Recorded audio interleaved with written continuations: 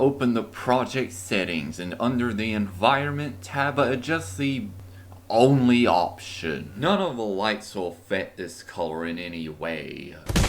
Use a canvas modulate. Like most of your lights, unless you put in a canvas layer, it should have the same effect anywhere in your scene.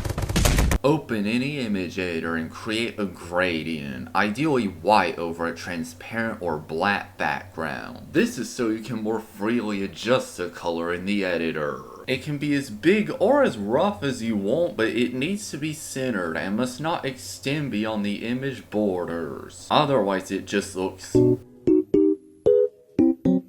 Once you're done, save the image to your directory. Then just add a point light 2D node and drag your image into the texture property. Set blend mode to subtract. Although not required, you might want to rename these to point shadow 2Ds to avoid confusion.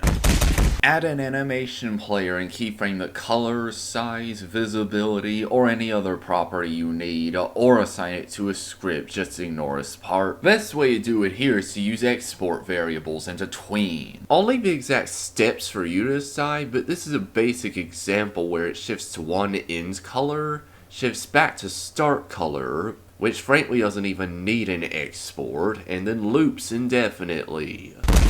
You will need to enable the shadow property on your lights, and either add light occluder 2D nodes and give them occluder polygons, or add a tile map and assign an occlusion layer. I won't go over the full process of how tile maps are made, but let's just say that it's a lot easier in version 4. Imagine doing this in 3 or older. Whichever method you use, make sure it is on the same layer as the light you need it to interact with.